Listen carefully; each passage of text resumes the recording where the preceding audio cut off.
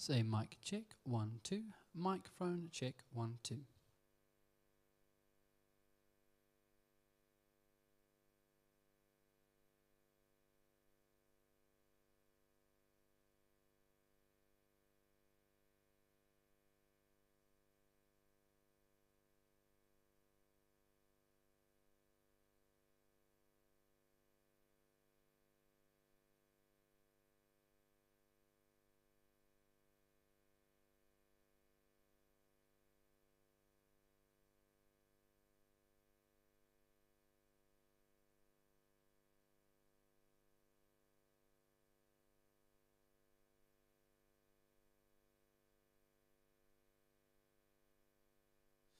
Microphone check, 1, 2. Microphone check, 1, 2.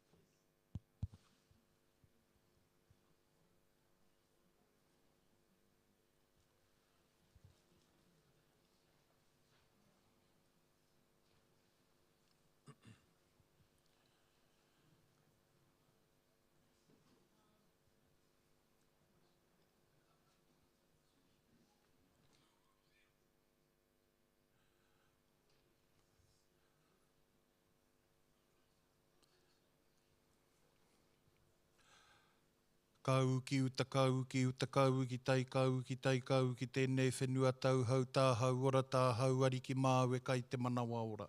Kauru ora ki te kaununui, kauru ora ki te kauroroa, kauru ora ki arangi e tū nei. Kauru ora ki a papa e takoto nei uhi, wero tau mai te Māori, haumi e, hui e, tāiki e. Tēnei ka tiro ake ki nā mauna whakahi e karapoti nei a mātau, ko puke atua, kai te rāwhiti, ko puke ariki, kai te taihau āuru. Ko ia rā, ko puanga kairau, kai te rangi, ko ia te kai kawe i nā mate huhua o te tau, ka tau ki te pūkeitanga o matariki, ki reira tia ho mai ai ki te whenua, kai nā mate haere, haere, haere atura.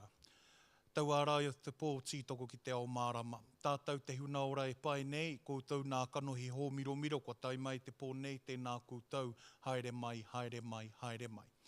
Tēnei te reo karanga o te Ātiawa, o Taranaki Whānui, tēnei e rarau nei te hunga kātau ki roto ki tēnei whare. Ko ia nei ko tūtaki e iri nei, ko ia e tūtakitaki nei a tātou, ki te kaupapa o te pō. Tēnei ka whai whakaaro ake ki te hunga, ki te rāngai e noho nei, koutou te hunga e whai nei i te ara o te koromatua o te awa kairangi ki tai e mihi nei ki a koutou, haere mai, haere mai, haere mai. O tira kai aku pākeke, kai aku kaumātua koutou e pupuri nei te ahi kā o te whenua nei e mihi nei ki a koutou.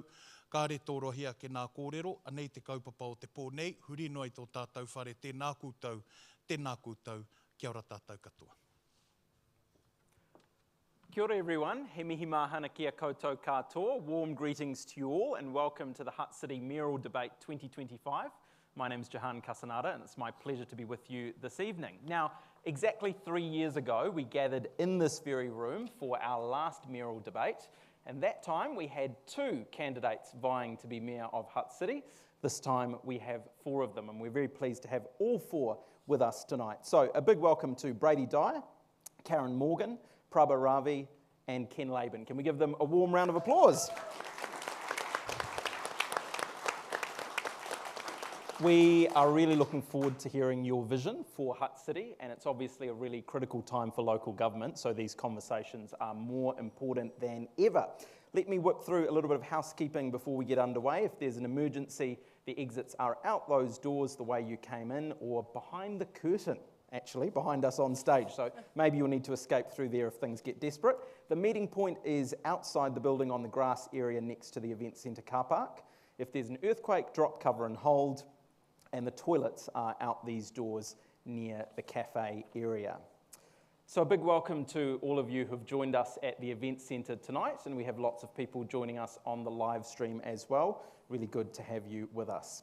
So here's how tonight's debate will work. We've given each candidate 2.5 minutes for an opening statement, and then we'll move to the substantive part of the debate. Now, over the past few weeks, residents of Hutt City have been given the opportunity to submit their questions for our candidates, and I've read all of those questions, and I'll be incorporating as many of them as possible into the flow of tonight's conversation.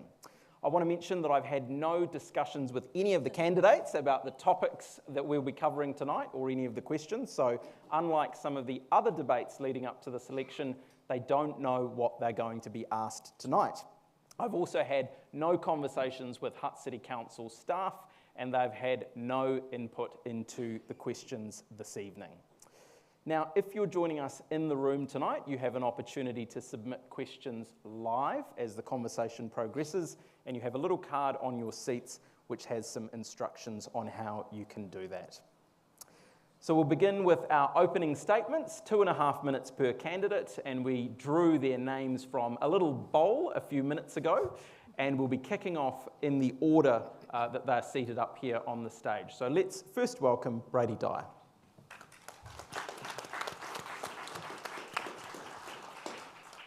Kia ora koutou katoa. Firstly, thank you so much for being here tonight in the Lower Hutt Event Centre, or if you're tuning in at home, thank you. I got into local government 9 years ago when I was 28. When my daughter was born, I wanted to be part of the team that was creating the city that she would grow up in, and acknowledging Scarlett that's here tonight. I also wanted to demystify what council did and bring people on this journey with me, which is something I've been really proud to do over that time. And I quickly learned what a beast local government is, and how much impact you could have in people's day-to-day lives. Councils are responsible for so many things in our city, and it's often the things that we take for granted. I'm running for mayor because I genuinely love this city. I've built my life here, I've started a number of companies here, and I'm raising my family here. My vision for Lower Hutt is really simple. Firstly, we need to build vibrant, connected communities and ensure people are part of every decision we make. Secondly, we need to boost our local Hutt businesses by supporting innovation that creates local jobs, so Lower Hutt continues to punch above its weight. And finally, we need to make sure we do the basics better. This means delivering great cause services, better prioritising spending, and getting the fundamentals right. If I'm elected, I will lead a line-by-line review of council spending, because true leadership means making some tough calls. Alongside that, council does need to be far more open and transparent about where the money is going. By showing up and listening to the community, I've developed a 30-point plan, which some of you might have had a chance to read in the other room. If not, I'll be in there at the end of this as well, and you can have a read through it. It's very ambitious, someone said to me. How are you going to do it all? It's ambitious because it's meant to be, but I know that we can do it together. But look, it's not just about projects, it's about people. I want to lead a council that reconnects with the community, builds trust, and puts people first. With me as your mayor, you'll have someone that is trustworthy, passionate, and a dedicated cheerleader for the Hutt. Someone with the skills and experience to bring a team together, inspire confidence, and get things done. Because someone who sees the challenges Lower Hutt faces as massive opportunities. Because let's not sugarcoat it, these challenges are big. From rates affordability to infrastructure at the end of its life, Riverlink, huge government reform our city has never seen before. Our city needs bold, experienced leadership to help navigate us through this. With 6 years as a city councillor and 20 years running several businesses, I know how council works and the real challenges we face. I'm really excited to answer your questions tonight, and thank you again for showing up.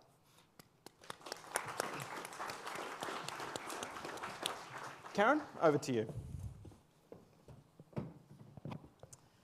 Kia ora koutou katoa. It is lovely to have you all here tonight. So thank you for caring so much about who you want as your mayor. That means so much to us.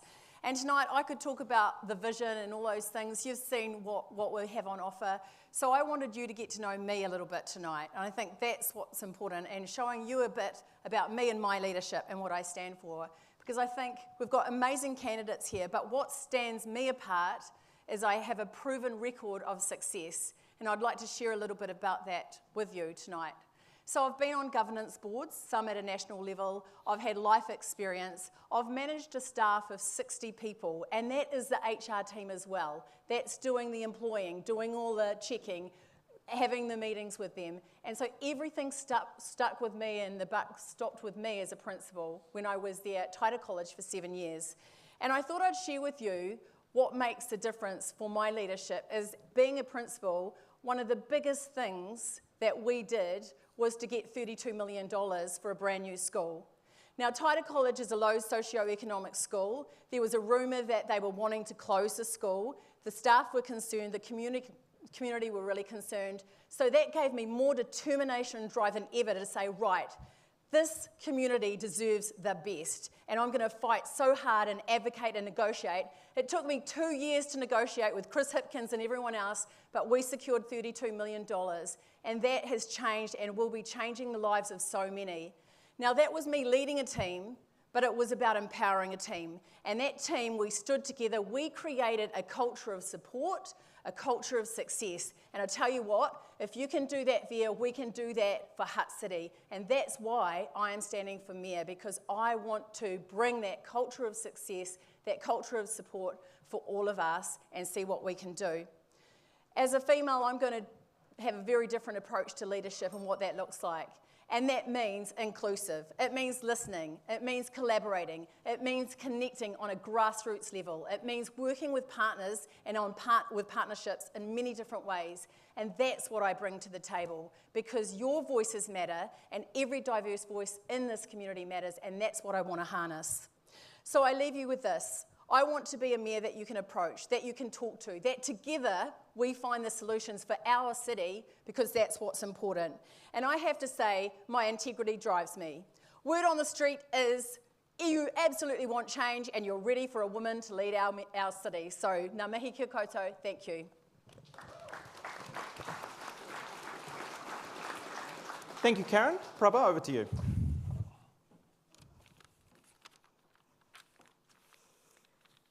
Kia ora koutou, and thank you to Hutt City Council for hosting this important debate.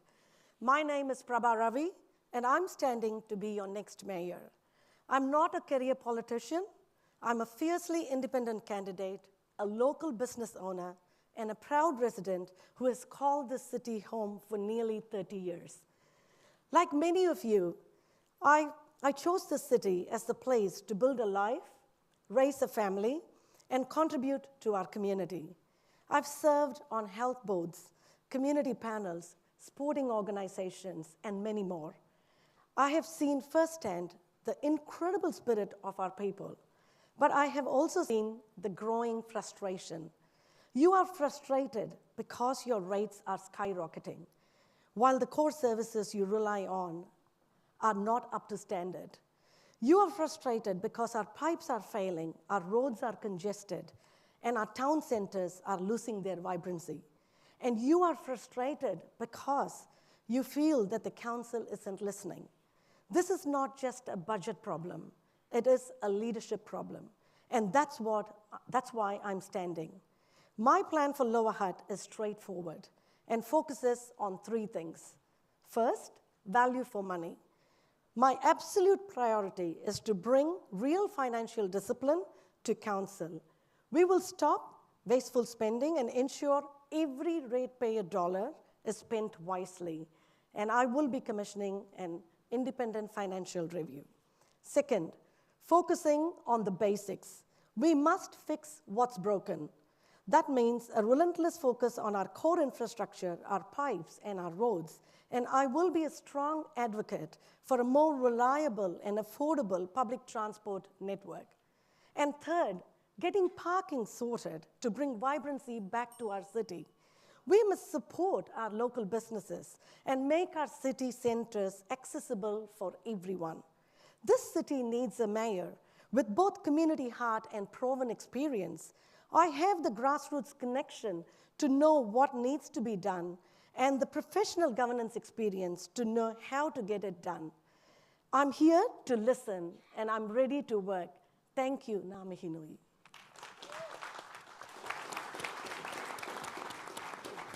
Finally, Ken, over to you. What Praba just said. Not quite that easy. Te mihi ki a koe, talofa lava, welcome. Abraham Lincoln once said that any person can stand a level of adversity. But if you want to test the true character of a person, give them power. And a lot of the opening speeches that we've just heard refer to change that is desperately needed in our city if we want to advance. We need a leadership that unites, we need priorities that deliver, and there's nothing that's been said that I disagree with. Praba, especially, it's been such a joy to be on the campaign trail with you. You're intelligent, articulate, very well spoken, and I know that most certainly that your views that you expressed tonight represent a number of people that are in the room, including myself. So well done to you and your family for your contribution in the campaign so far, and I wish you all the very best. We need, obviously, from the people that I talk to, the feedback that we get from door knocking, as we've all been active in recent weeks, people are very concerned about the rates and the rises. People are very concerned about the cost of living, and whilst the cost of living might not necessarily be the responsibility of council, nonetheless, it's an impact on our ratepayers.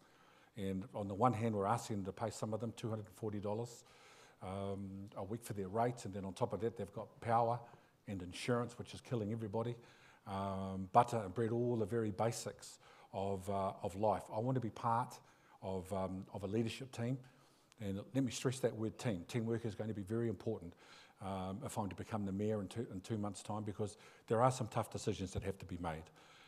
With a $500 million debt, a 12.6% increase, the doubling of rates arrears since 2019, we are living in an environment well beyond our means.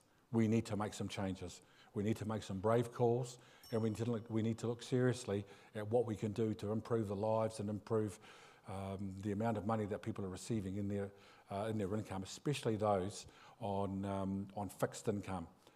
And if I'm going to be the mayor, and if I get the opportunity to lead, I will assure you that we will be having a very, very close review. And as everybody has indicated, line by line, Praba went to the next level and said independent review, and I support that as well. And if we are to make sensible decisions, fiscal decisions going forward, we have to be very mindful of where we are at the moment. Thank you.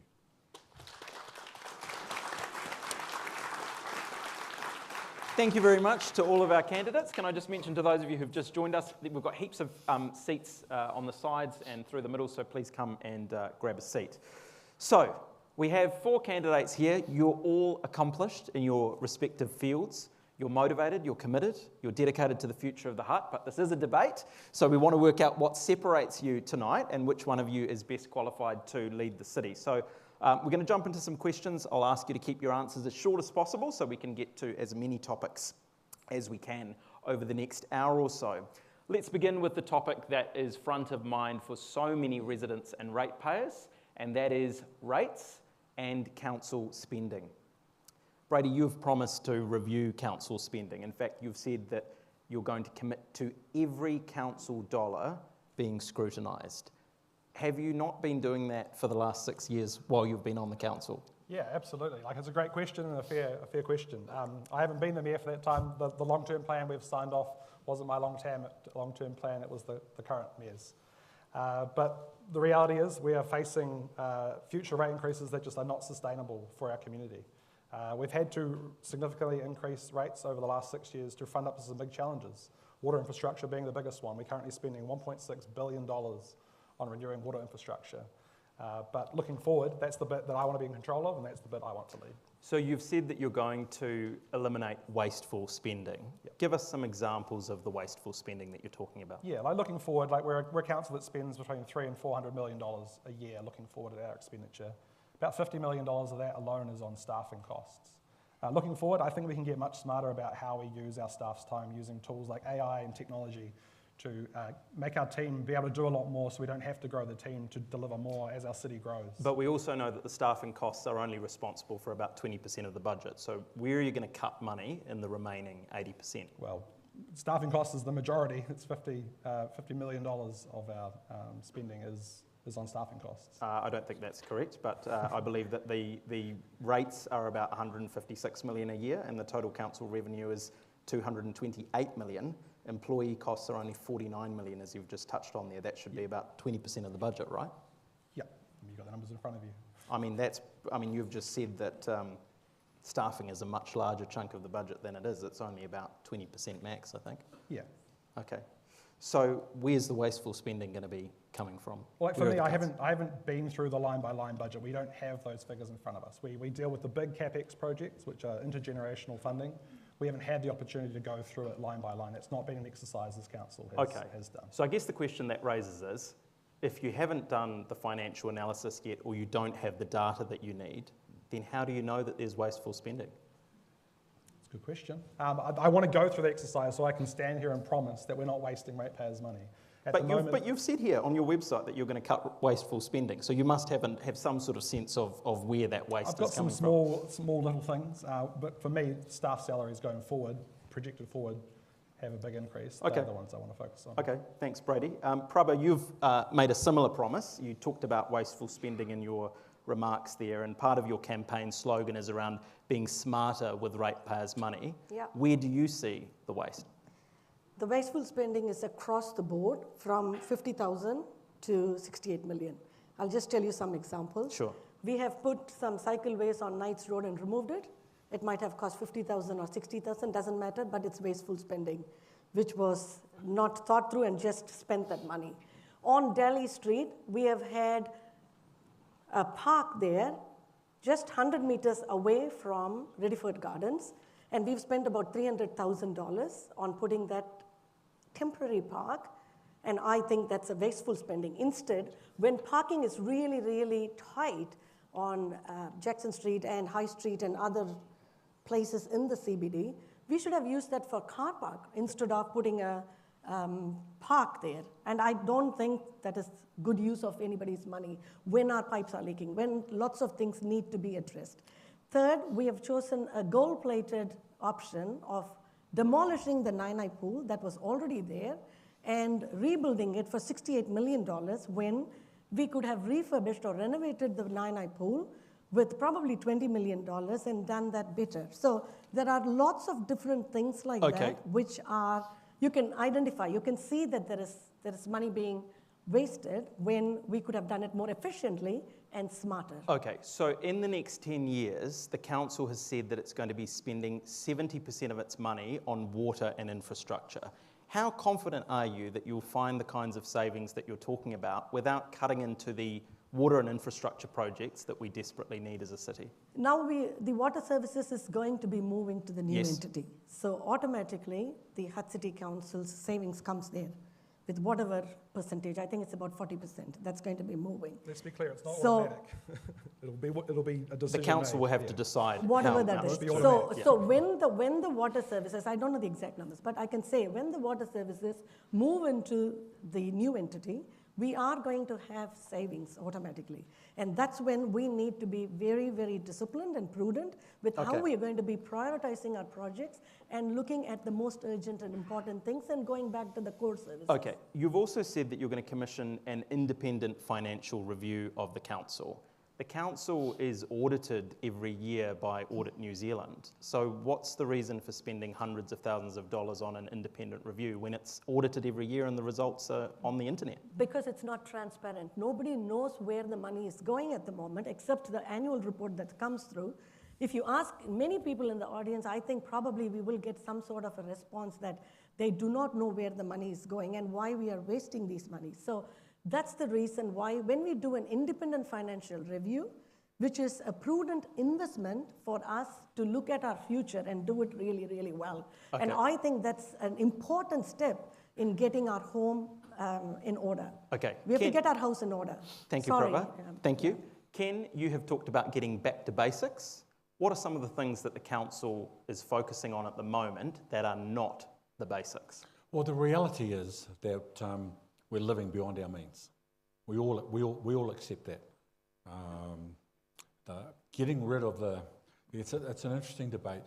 You know, getting rid of the nice to haves, which is a standard stock line, actually is not going to make that much difference. So what would you cut? So we need some. Well, I guess. Yeah, I'm very conscious about the impact of some of the comments that we might make up here, especially on staff. But you know, salary and wages in any form of review always come under scrutiny. It's a tough thing. You know, I talked in my opening about the importance of having people with the strength of character to make the tough decisions. Is the Hutt City Council in its current form, is that fit for purpose? Is it time for us to change? Should Upper Hutt and Lower Hutt, now, even though I raised this, I haven't done the numbers. But I would be interested to know what the cost saving would be if Upper Hutt and Lower Hutt became one council. At the moment, there are 12 councillors plus the mayor in Lower Hutt, and is it the same in Upper Hutt or 11 plus one? But anyway, it's 24, 25 people. If all of a sudden those 25 councillors became 12, then that halves the cost of the councillors. If we have one mayor, then that's not two mayoral salaries, it's one. If we have one chief executive, well, as we know, you know, most CEOs are on somewhere between $300,000 and $500,000 a year. I'm not saying we do that, but what I'm saying is that if I am the mayor, that will be one of the things that we will look at talking to and putting on the table. I guess the problem, Ken, is that, you know, the council's already cut $17.5 million this year to try and keep the rates rise as low as possible, and yet it wasn't low, it was 12.6%. So aren't we dealing with a set of finances that are already quite tight? And isn't it fair for ratepayers to get answers from mayoral candidates about what specifically they're going to cut so that they know what they're voting for? I had a look at the Wanganui situation where they're the lowest rate rise in New Zealand, 2.2. I didn't look closely at Clutha, they're the highest at 15.7, and the average medium across New Zealand was 8.7%, and we are 12.6. Our biggest items of expenditure are water and infrastructure. Yes. So if you want to have a serious debate about where the cuts need to be made, a person walking into the room cold will tell you that maybe we need to look a little bit more closely and how much we're spending on water and infrastructure, because those are the two major areas that are causing us the most amount of grief with our But rates. infrastructure is also one of the areas that has been woefully underinvested in over the last 30 years, which is the reason that we're in the mess today. So are you suggesting that you're going to make infrastructure cuts? I'm not suggesting we're going to make infrastructure cuts. What I'm suggesting is we need to put it on the table and have it closely scrutinised. Okay. And I think that Praba's suggestion of an independent review, in my view, is totally appropriate that we do that, because failure to do that means, the perception is that you're just reviewing yourself. And I feel very uncomfortable with that. I don't mind spending some money on getting a decent consultant to come in and have a hard, objective look at what we've been doing and where our priorities are. Okay, Karen, you've sat around the council table. I've heard a lot so far about back to basics and essential spending and cutting wasteful spending, but not a lot of detail on where that money's going to come from. What's your take on this? So can I explain? So I'm 3 years in on the council now, Yes. and there's been a heck of a lot of learning actually. But I think part of it is people don't understand the processes and what goes on, and I think that's really important, because what I'm hearing on the street level and talking at a grassroots to people is that they need to rebuild the trust. They want clear communication, they want transparency, they want accountability, and right now they're not seeing some of that. So when we have an annual plan, what happens, and what we've been doing before that's signed off for the rates, let's say, we have workshops, we have working sessions, we have all these things on boards. We'll go around and say, where is the money going? How do we pull this down? What do we look at? And we've got to, and some of those decisions affect people's lives, their jobs, potentially, that might have to be cut in order to bring down what those rates might look like. So we do this intense process of going through that to look at how do we get it down to the bottom line as much as we possibly can. So for me, we are absolutely reliant on our officers who do amazing work, presenting us with information, and then we do a cull to get to where we did this time, 12.6. None of it's okay though, but the reality is that's where we're at. The reality is 81% is on water and infrastructure and not pretty stuff. And it kind of, I'm going to say, it's a little bit disappointing coming in new. I had no idea we were in that position. And it's been such a massive curve for me to learn about, what have we been doing for 30 years? And I think really strategically, so moving forward, when we look at that, we've got to be looking at planning now, prioritising now, and how do we move forward to look after our city in the future. So having sat around the table and been privy to those conversations over the last 3 years, same question as to the others, where would you prioritise the spending and where would you cut? There's two bits for me. One, I do actually think there is time for a review, because we're going to be changing to a new water entity, so the time is now for a really good review that is transparent.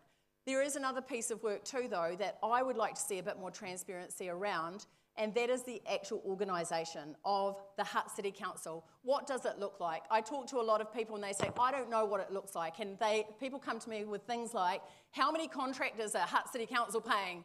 I'm like, I'm not sure, but I can find that out. But if we had more transparency, people could say, okay, I see where my money's going. I can understand that, and I'm happy to pay rates if I know it's going to the right areas. But right now, there's still some... Okay, so let's just say that there's a review that happens, right, after this election. You still will have an idea. Each of you will have an idea based on the rich knowledge that you have of the community and the conversations that you have about where this supposed fat is. So what's your view on where the fat is? I don't think there is much fat. So from my experience right now of everything that I've been through, I think we did a pretty intense job of going through to look at that. So 81%. So we can say, the rest are looking at things like libraries and parks. Do we need 6 pools? That came up as a conversation to me tonight. But do we need to look after the well-being of people as we navigate our changes? Okay. Yes, we do. I guess the point that I'm driving at is that if you look at the next 10 years, as I said, 70% of the rates money will be spent on water and infrastructure. Everything else, it's much smaller percentage. 2% on libraries, 4% on pools, 6% on parks and reserves. So I'm just filtering through. As you're saying, we need big cuts, we need to save big chunks of money, we need to cut rates. It's going to be some of those big rocks that are going to have to change or move in order to make those savings. Just on water, Praba, you touched on this. Next year there's going to be a new water entity for the region, which is called Metro Water, and that's going to be coming to life in July next year. The outgoing Mayor Campbell Barry has said this week in the media that there should be a drop in council rates corresponding with the drop in council expenditure on water. Will each of you commit tonight to dropping council rates exactly in line with the drop in council expenditure when the water services transfer to that new entity? Ken? I think 40% is achievable once the cost of the water goes to Metro. And I'm very comfortable to commit. I'm pinching some stuff off Tony's Dillinger. I think 40% is achievable, and I will work very hard to achieve that. Praba? Same, similar sort of savings. If it is moving to the new entity, we need to be really, really clear that it has to reduce. And what percentage depends on, as I said, we need to have independent financial review. We need to see where our money is going, and then we would be able to make the appropriate cut on how Brady? we're going to do it. Yep, absolutely. I won't commit to the exact percentage. We don't know that yet. It's still being worked through, but households don't care which letterhead is on the invoice they're going to be receiving. One will be from Metro, one will be from Hutt City, and they need to marry up. Karen?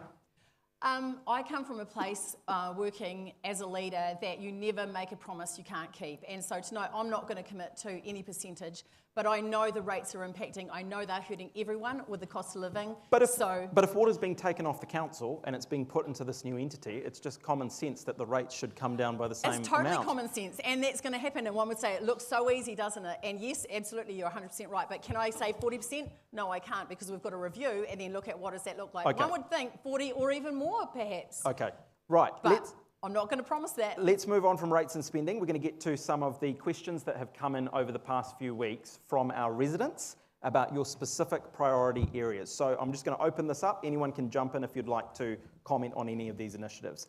Earlier in the year, Council agreed to progress with a project to restore and reopen a section of the iconic Paton Wharf.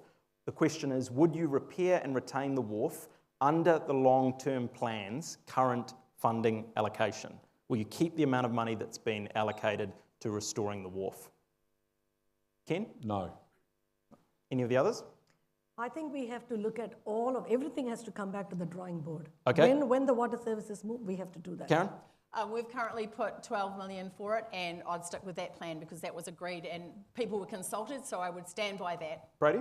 Yep, keep the $12 million in there. It's been a long community conversation about the Paton Wharf. We've started here, we've found a middle ground, that's where we've landed, but I've been very clear, we're not going $1 above the current budget. Brady? Our debt's 500 million, so they've just added another 12. No, it's in there already, it's planned. Okay, We need Brady, to take it out. next question from a resident. I would like to ask your position on the Cross Valley and Petone to Granada link. Yep, absolutely needs to be considered. It's being worked at now with the NZTA doing a business investment case, whatever they've changed their name to. Looking at it across Petone to Granada to Petone, Petone to the bottom of the Wainui Hill, second access into Wainui is one business case. In reality, that thing takes a long time to plan, and the reality is it would happen after Riverlink. Praba? I think it's in the long-term plan, yes, we need to be looking at that, but at the moment, we've got two big projects, the Riverlink and the water services moving. My focus as a mayor in the 3 years would be to do that properly and get that out of the way on time within budget. Karen? We've got some big projects. We've got Riverlink, we've got potentially the Cross Valley Link, we've got the Petone to Granada, and what I'm hearing communities say too is, why is there only one road into Stokes Valley? Why is there only one road into Wainui Mara? So there's a whole lot of things we could be planning for our future, but right now we've got some key things on top and we need to make those a priority. Ken? I live in Wainui Mara, and everybody knows I love Wainui Mara, but we don't have $150 million for a second exit. It's not the time to be having that debate. You know, we would all, it's very much in the nice to have. Okay, the grandstand at Paton Reck, is that going to be saved and upgraded, asks one of our residents. Saved. Anyone else? 3 million's been put towards to do whatever we can to save it to the best of our ability.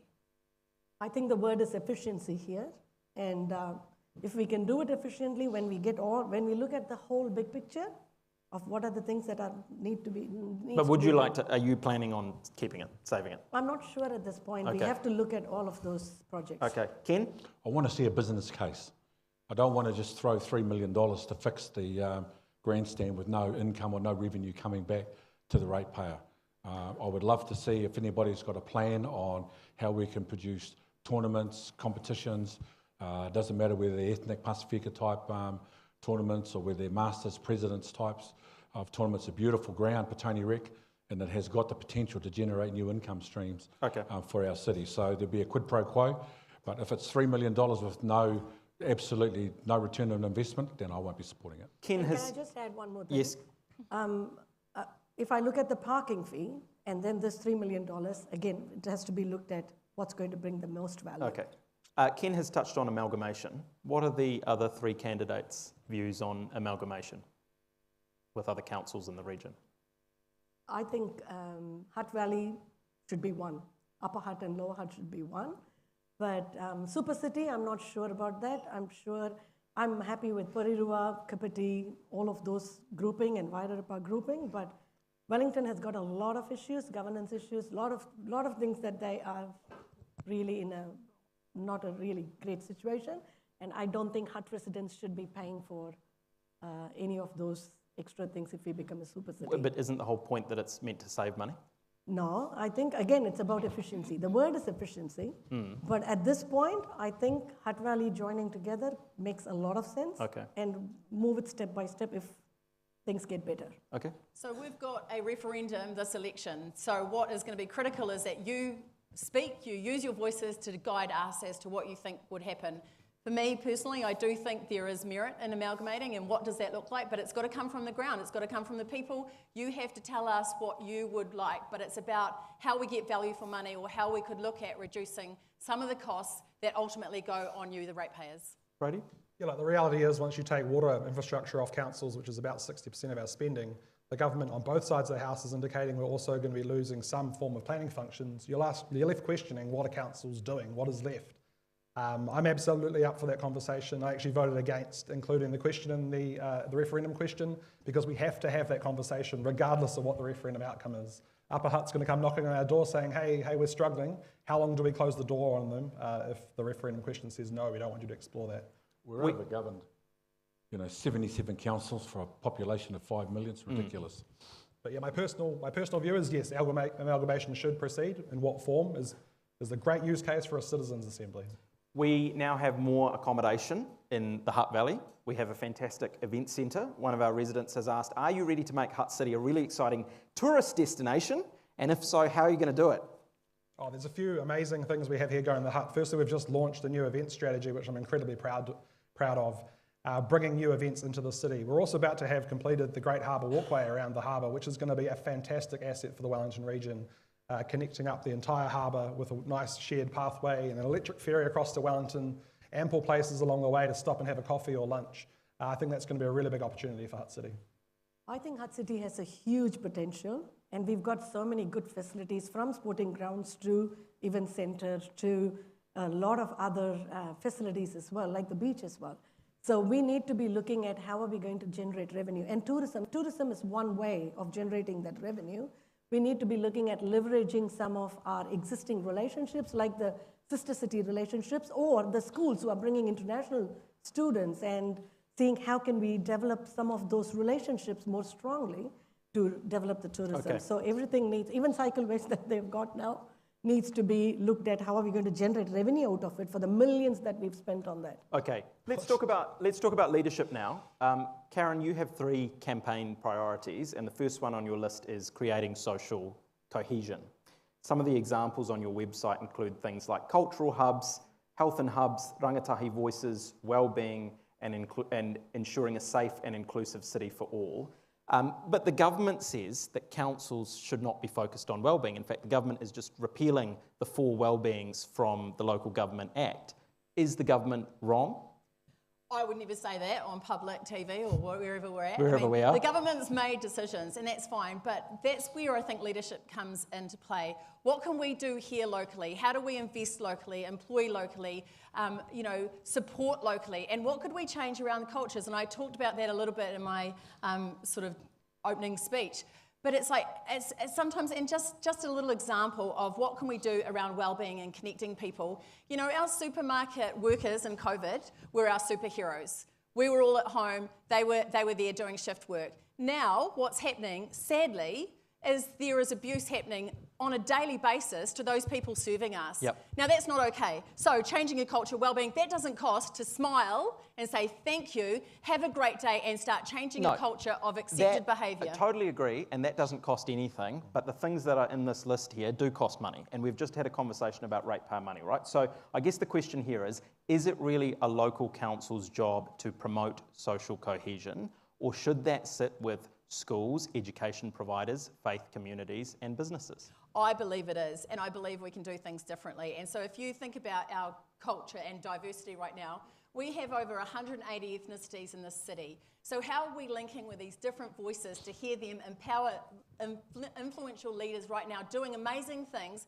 Local heroes I talk about who are doing the glue of our city right now, doing so much, connect them in different ways, and they can empower our city because they already are doing great things. Now that, once again, isn't a cost, it's their time, but it's showing we can do a different model here. We can do things differently in Lower Hutt, despite what the government says we should be focusing on. Okay, Brady, you mentioned your 30-point plan. I read all of it today. It's very long, it's very impressive. Some of the things you talk about, so you think potholes, footpaths, streetlights, rubbish, public toilets and community halls all need attention.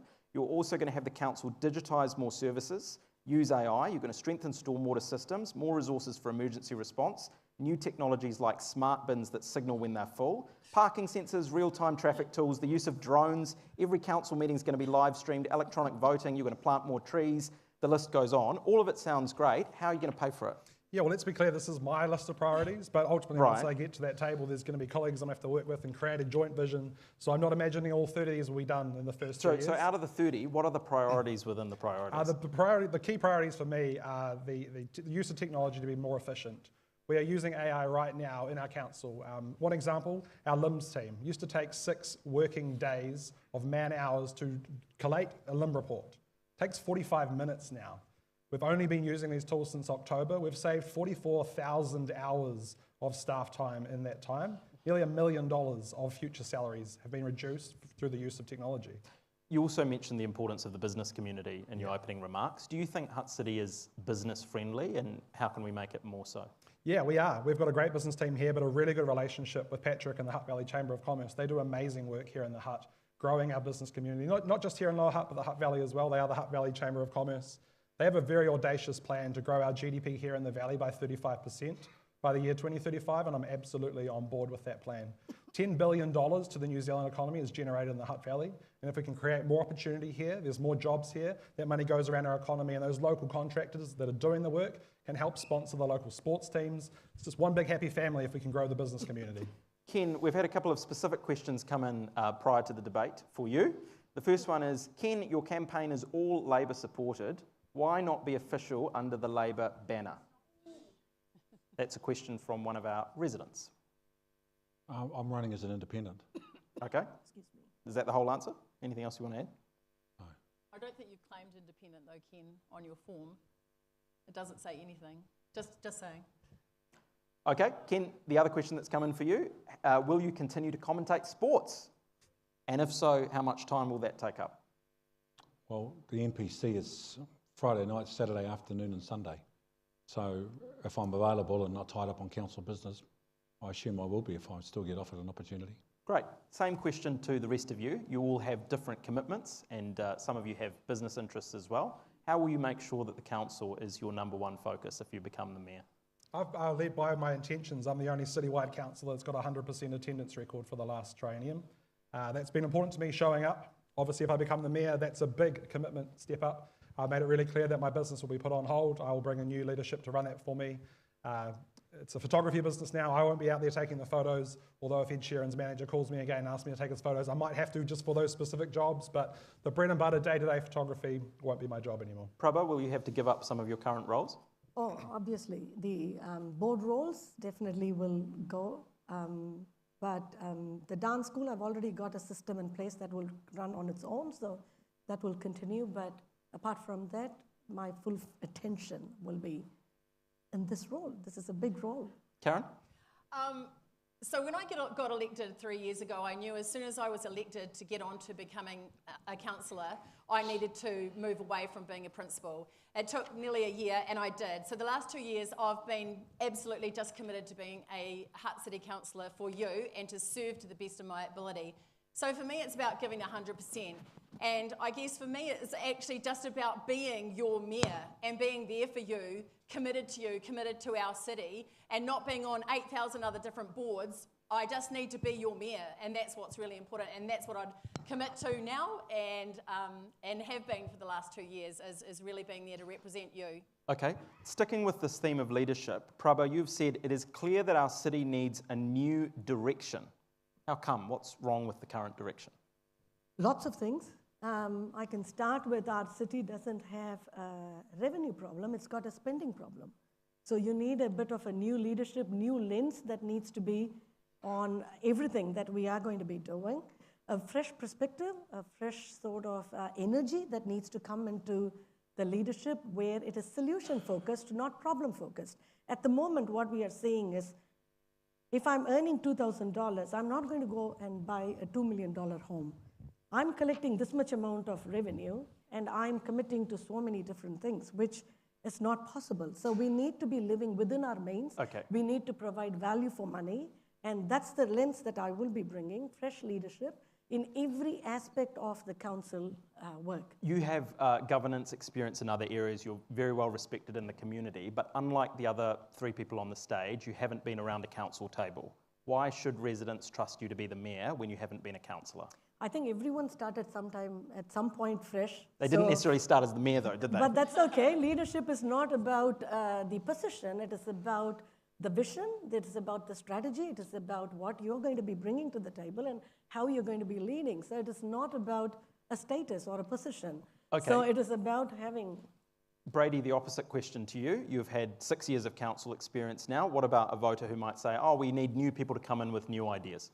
Yeah, look, I've been really proud of the work we've done as a council. We've fronted up to the infrastructure investment issues you talked about. When I was first elected in 2019, I vividly remember the workshop with an officer that's in the crowd told us that there's 250 kilometres of pipes right now that should have been renewed, but your forebearers have been burying their head in the sand. And at that stage, they were doing 1 kilometre a year, 1 to 2 kilometres a year, and you don't have to be a mathematician to work out how long that would have taken just to get rid of the backlog. In the last 5 years, we've done 57 kilometres, and we've got $1.6 billion in our long-term plan to front up to water investment. But let's be really clear, water investment is leaving the council's books on 1 July. My focus is going to be on what other infrastructure deficits are there, because we know it's not just water, we know it's community assets, we know it's libraries, community halls have also not had the investment they need. The roads and the footpaths as well need significant investment. How true is that though? Because the resident satisfaction survey this year said that, residents said that they're feeling about pools, 80% satisfaction, parks, 85%, neighbourhood hubs and libraries was 87, playgrounds was 79, museums was 92. I can go on. Don't those numbers say that most residents are happy with the services that they're getting? Yeah, I was specifically talking about the community hubs, the Moera Community Hall, the Minnow House, the one that's closed at the bottom of Belmont. Those ones we know we've got a $20 million funding gap right now. The pools we have been investing in heavily. Hui is about to reopen in a couple of months' time. Obviously, Nine is open now and is an amazing facility up there. Our libraries as well have also seen a bit of investment. So Praba, when you say our local services must be more reliable, what do you say to those stats from residents who seem pretty happy with the vast majority of council services? I think 79% is still low compared to what we should be delivering. I think everybody should be on a 90% or more when they say they are happy with the services. And also the questions, how the survey questions are crafted, is another questionable sort of thing, because sometimes I've answered a lot of council survey questions and I have only a choice of yes or no, but not any other way, and it feels like it's been crafted to hear what they want to hear rather than what we want to say. Okay, Ken, you talked about teamwork in your opening remarks, which I think would have been music to the ears of many people in the room. Over the past decade, we have seen examples of dysfunction around the council table. As mayor, how would you bring people together?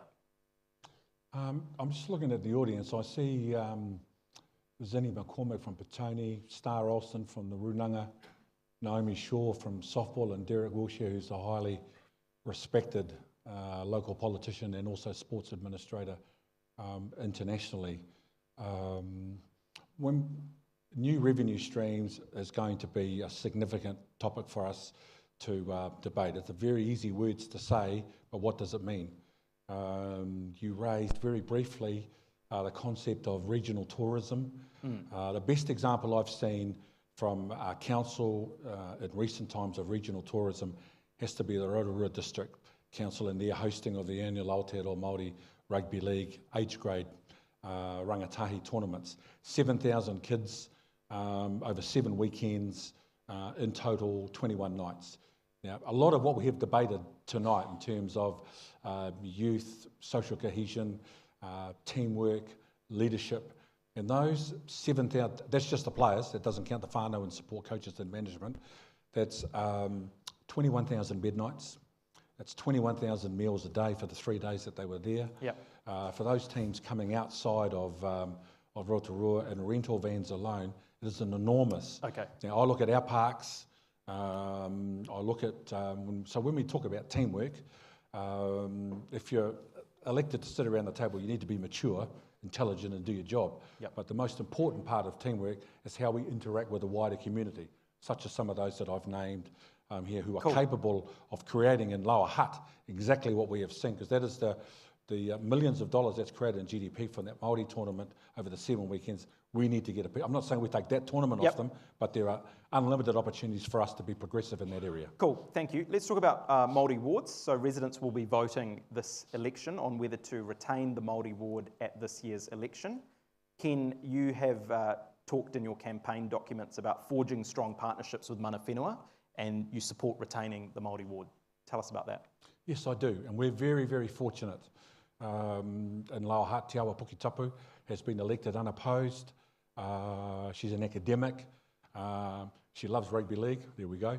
But she's, just completed a master's degree at Cambridge University. It's exactly the sort of leader that's going to make a significant difference, and also connected to mana whenua. Shamia Love is also here, who's been to the Greater Wellington Regional Council as well. Okay. Two very, very well connected whānau, and they will add a level of intellect and a level of maturity to a debate that can be very, very divisive. Yeah. We are blessed in this next triennium that we're going to have that kind of representation at both the Regional Council and the Hutt City Council. And I think the Hutt City Council should be very proud of the fact they've established a Māori ward. Karen, about a decade ago, you took a year off to do a full year immersion in Te Reo. What did you learn from your Te Ao Māori journey around how governors and leaders, now in a council setting with your role as a councillor, can engage with iwi and hapu more effectively?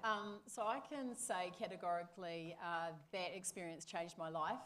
And so I drive to Otaki every day and live in a Te Ao Māori world and speak no English, and then come home and be doing my masters. And I once again go back to, what gets us ready, what prepares us for this next role. And by having that strength and doing that work, I mean, recently with the Māori wards, for instance, I went to Parliament and put in a submission to say that we should not have to have a referendum. Māori wards, so important, and so important to have our voices heard and Māori voices heard. So for me, it's critical. So my whole journey has been about, basing a lot of my decisions on Te Tiriti o Waitangi and those principles, especially in education, and going back to that document and guiding what we do and helping us to steer our waka in the right direction with moral conviction as well. Brady, what's your position on the Māori ward? Yeah, if we're going to be good treaty partners, then absolutely Māori wards need to be retained. I'm part of a council that's obviously voted to introduce them and stand by that. Praba? I do believe that there should be Māori representation around the table, and I'm very happy with who we've got now. As Ken mentioned, we've got some really amazing representatives around the table. We are going through a referendum, and as a mayor, I'm very happy to support whatever the people. But what's your personal view? Do you My like the other personal three? views, we need Māori representation, but in what form is the people to decide. But do you like the other three? Do you support the Māori ward being retained? As I said, we need Māori representation, but the referendum, it's not for me to say you need a Māori ward or not. It is As a mayor, about. you might need to say though. I don't think so. I think that's what the mayor is to represent the people, and the people need to decide if they want a Māori ward or not, and then the mayor's role is to is to implement that. That is my view. Okay, let's come to some of our live questions now that are coming in from the audience. Thank you very much to those of you who have been submitting those. Our top voted question from Glenda: what are your thoughts on getting young people interested and active in local government? As someone that was 28 when I first got into local government, this is part of the reason why I got into this space. It's for the next generation coming through. It's going to schools. It's going to places where young people meet. They are just one of the diverse groups that we have in our city. And for me, it's about fronting up to them and bringing them into our building, but also us going out into them and having our council meetings within the schools, within the young people, because they are the next generation.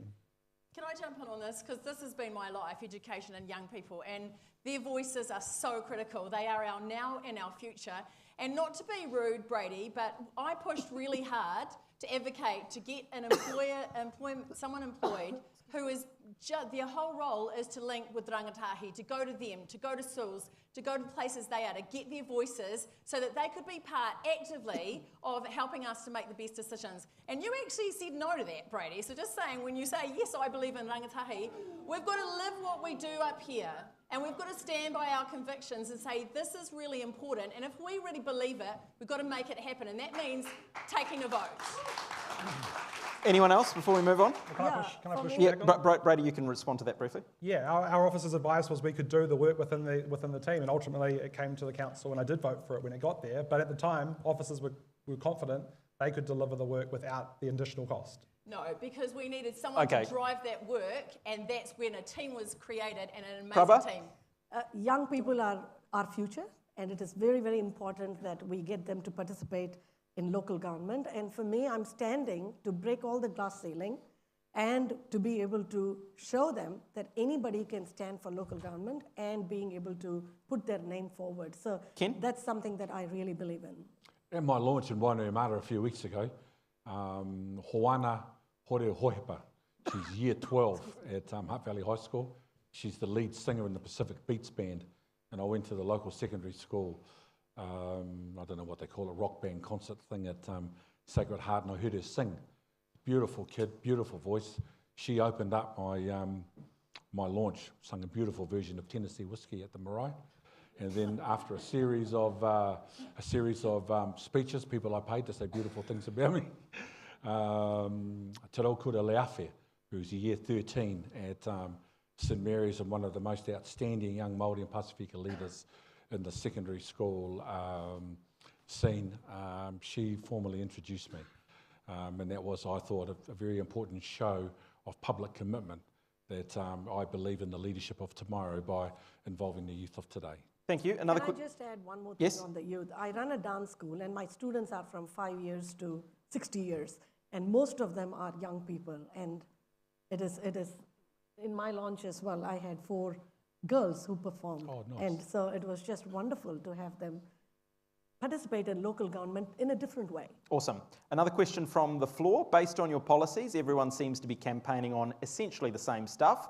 What sets you apart from the other candidates? For me, it's experience. I've been around this council table for 6 years, 3 years prior to that on the Paton Community Board, so 9 years in the Hutt City Council local government chamber. Alongside that, I've got 20 years experience of running my own businesses, several different businesses over that time. The first one I started while I was still at school was a bit of a side hustle on the weekends, and then that turned into my career. So for me, it's the experience. You can't underestimate how important this role is as mayor to lead the city. It's not a job that you can learn as you go. It's the role you need to take seriously, and I'll be ready to hit the ground running. Anyone else? For me, it's life experience. You know, I've got grey hairs to prove where I've been. I've had the hits. When you've been a principal of a school and had major changes going on and created a new culture, people say to me, are you ready for being mayor? And I said, I've been a principal. I think a mayor is actually going to be a walk in the park compared to what you might get on any given day. So yeah, for me, I've got the experience. I've had managed 60 people. I'm ready to go, and I'm ready to commit to you, to us, and you would be my only agenda. So that's why I'm standing. Praba, what sets you apart from the other candidates? For me, I'm just thinking about the 2 experienced people here, and I don't think anything has been delivered in a great way in the last 6 years or 3 years. So what I bring to the table is the fresh leadership, new thinking, new perspectives, solution-focused leadership, and really getting the work done and not just Okay. Okay, now we're getting to the debate. Ken.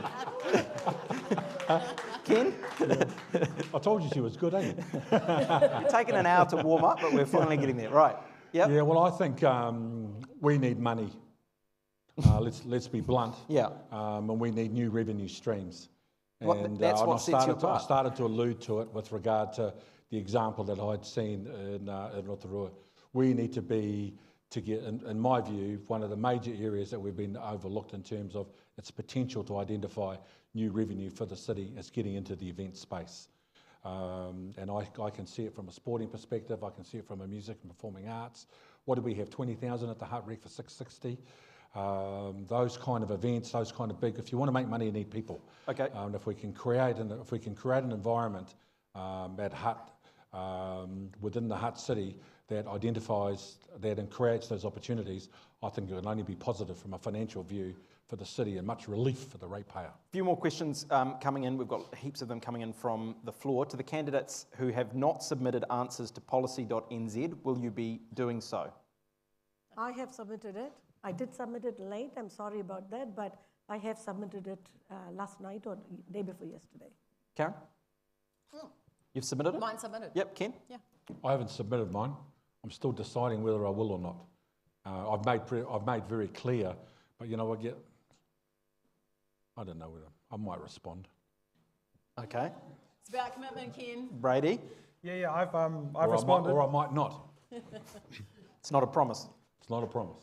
Yeah, I've responded. It's crucial that voters know who they're voting for, and it's a really useful tool. If you don't know, policy.nz, it's run by a bunch of journalists, and LGNZ backs it, and it's a really good platform to go in there, type in your address, shows you everybody that's running for the positions that you can vote for, and outlines who they are. Okay, Hutt City Council is one of the biggest employers in the city. How is mass cutting staff and staffing hours helping feed the local economy, asks one of our attendees. Look, I've made it really clear I'm not going to be firing people on day one if I become mayor. It's about looking forward in those projections of staff growth. I think we can do smarter with the better use of technology.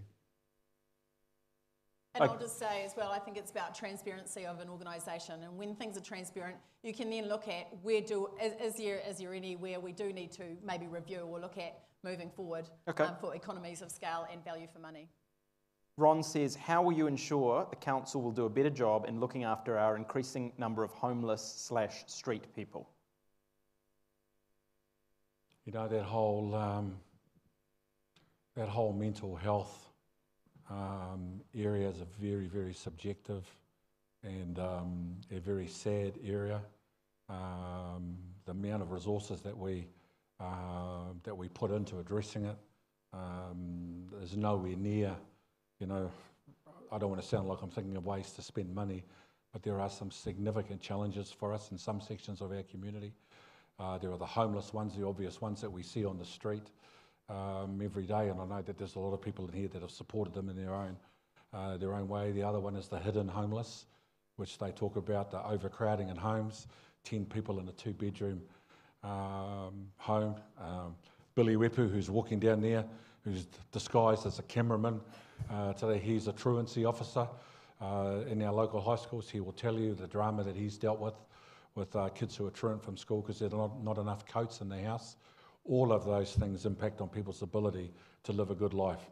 And you know that saying, if you're in a free and civil society, if you're not able to help the many that are poor, you can't save the few that are rich.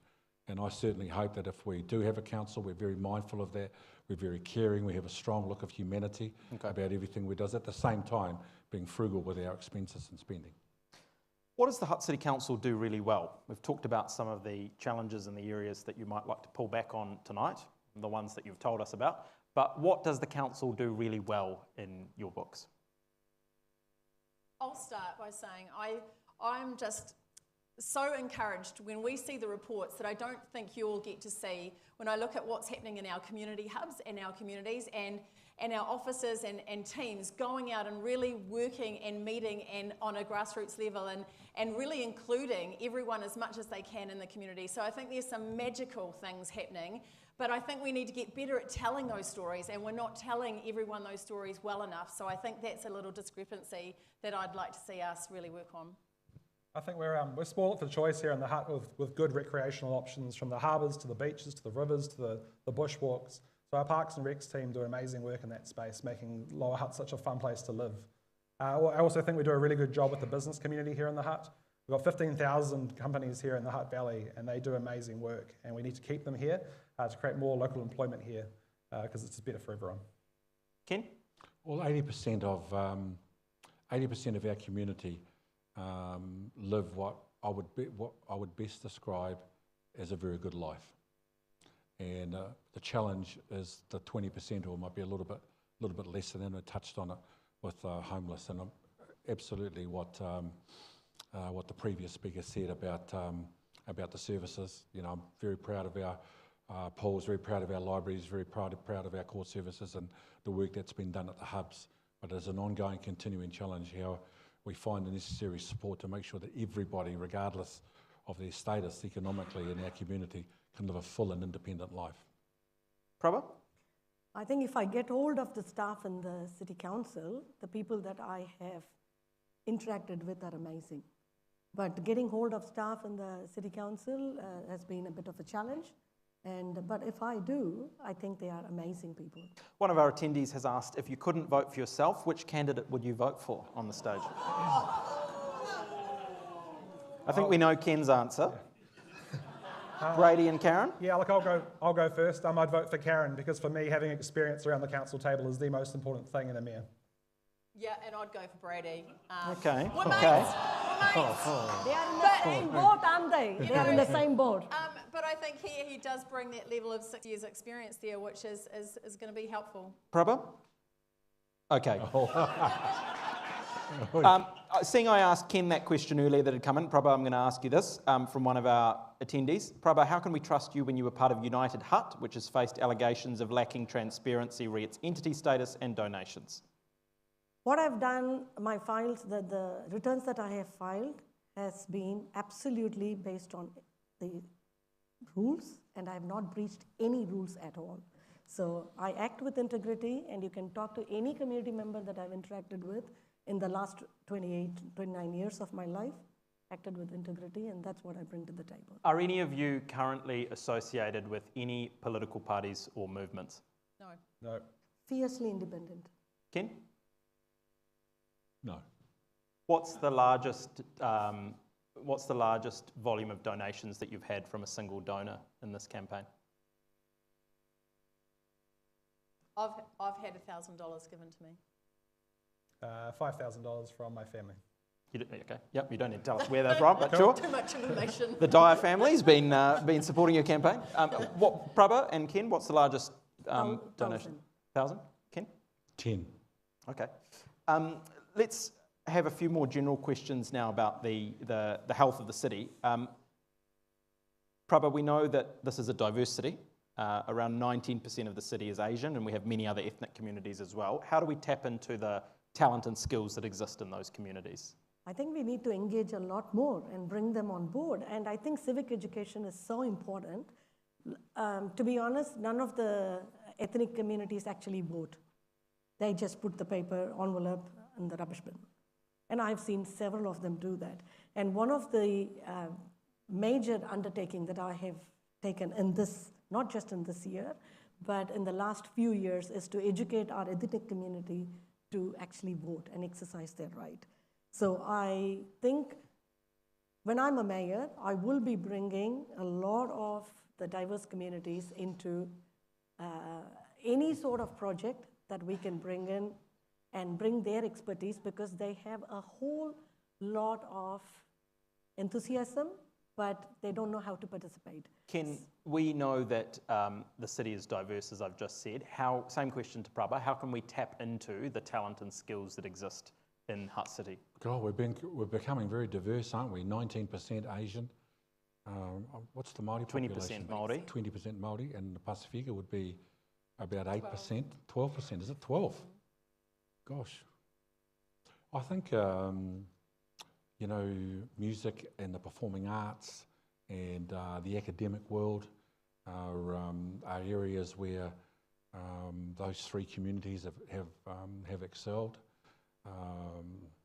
I certainly hope under my, if I'm fortunate enough to be elected as the mayor, that celebration of culture and inclusion become cornerstones of my leadership, and that regardless of where you come from and regardless of where you're born, that we can somehow find a way for you to fully participate in all aspects of life. Karen, you've been a principal. I know, having been born and raised in the hut, that it's a great place to be a kid and a young person. Do you believe that young people have a future in this city once they become adults? Absolutely. And how can we keep more young people here to run businesses and contribute to the economy? Well, I guess to start with, we have to believe in them, and we have to want to hear from them, and we have to want to include them in our discussions and let them know that this is their city. So what they have to say matters. And then I would just go to one example. We've got Riverling. That could generate potentially thousands of jobs for us locally. So what we've got to do is get our students, our young ones, and our rangatahi ready to be job ready, to get into those jobs, to have the skills, to connect with apprenticeship roles or go and link with businesses. Are we making sure that we're investing in them now so that in the next 10 years, they are the ones that are going to get the jobs? So we look after them, and then they will ultimately give back to our community and make our community, the place it is now. And they'll raise their families, if they choose to have families here, and make it the special place it is now and continue to build on that. Brady, Can I just answer that question, please, if that's okay? I just want to come to Brady quickly. Yeah. Brady, you've said that the council must do a better job of listening. What does listening in a local government context look like? Because I think that's quite closely linked to what we've just heard from the others. Yeah, it's showing up. It's turning up into the spaces where the community is. It's not expecting the people to come into our big scary building whenever we hold hearings for long-term plans. Porirua does a really good job of it, where they go out and they hold their community meetings out in the community rather than just in the council chambers. So that's something I absolutely want to do. So for me, it's turning up, it's listening. There's so many people out there with great ideas, and touching on the young people, how we keep them here. It's about creating opportunity. It's the likes of Open Star that are in Nauronga that want to be here in the hut. It's turning Lower Hutt into a powerhouse for innovation, so that people that are creating these next industries, these jobs that we don't even know exist in the future, are made right here in the hut. So people like my daughter sitting over there want to stay here, they want to thrive here, and they want to start a family here. What's the most exciting thing about the future of Lower Hutt, Ken? What excites you? Well, you're limited by your imagination in terms of what we can do as a city. I spend a lot of time looking at progressive cities around the world to see what they're doing and what we can replicate, what we can replicate here. I think from an education point of view, if I had a magic wand, I'd love to be able to raise the level of academic achievement amongst our young people and right across the board in our secondary schools. I would love to see us identify industries and be more savvy in that area. I certainly see, the Hutt Valley DHB is the biggest employer in the hut, over 3,000 staff, and of course aged care is a growing industry. Okay. Praba? I definitely see opportunities in those areas. My vision for Hutt is to make Hutt the center of excellence for manufacturing and technology, and creating it as a hub with R&D facilities, and it's just related to the young people question as well. So preparing our young people, we have about very, very good, amazing businesses here already in Wingate and Gracefield, and we need to leverage on what we've already got and expand and grow and make it even more attractive destination for businesses. So removing the barriers for businesses to thrive and positioning ourselves as the center of excellence for manufacturing Karen? and technology. I think exactly what's been said, I agree with those comments, but it is about our business community. How are we investing? How are we supporting?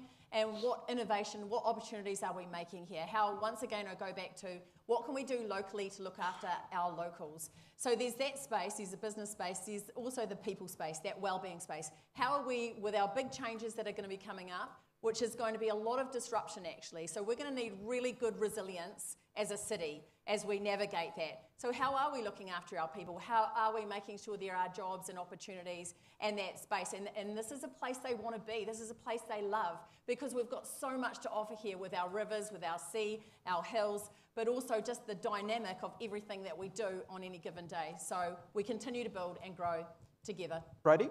Yeah, look, we've got some big challenges in front of us. There's no denying that. We've touched on them tonight. But with the right leadership, we can turn these into amazing opportunities, and that's what gets me so excited, because I genuinely love this city. The bit of this job that I've loved the most over the last 6 years is meeting people and hearing their stories And I was reflecting with a colleague earlier in the week about how much I have changed over the last 9 years of my time in local government as a person. And that has only been from the conversations I've had with the people in this city. Great.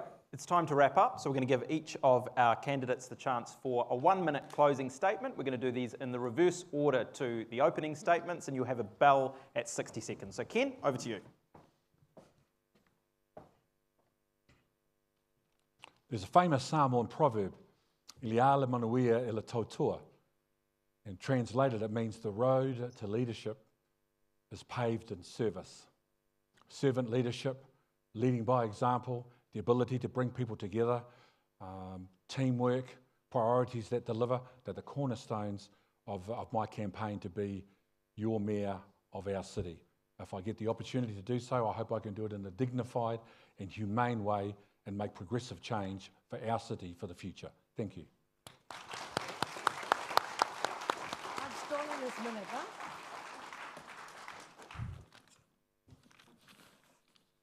Thanks to everyone being here, and thank you to my fellow candidates for tonight's discussion.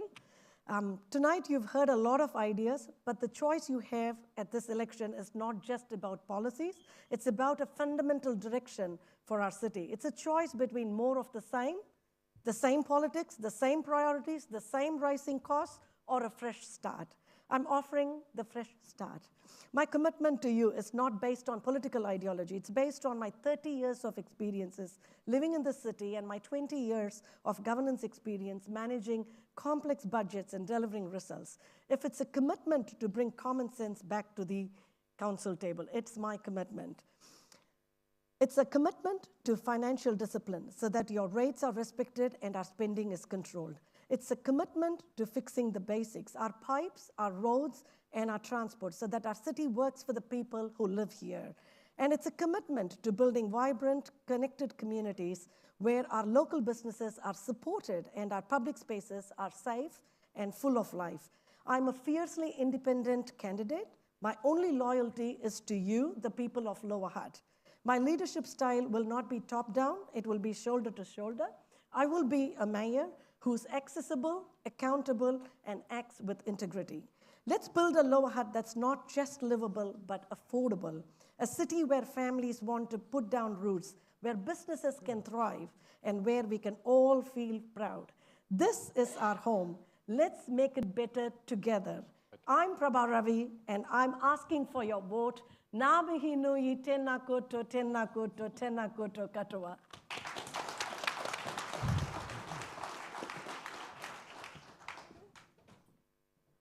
Kia ora koutou, everyone. It's been a really lovely night, and I guess all I can say is I hope tonight you've heard a little bit from me, from the heart, and why I stand.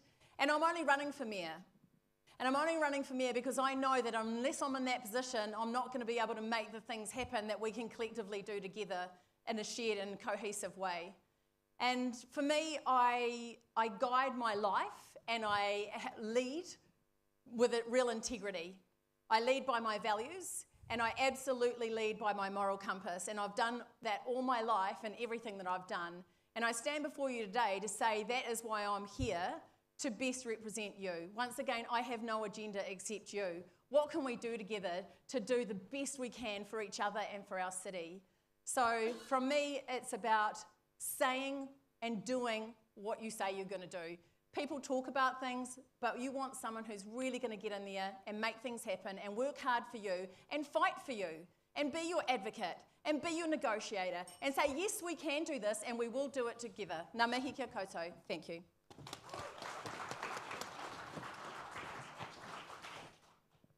Oh, thank you again so much for showing up. It shows you care so much about the city.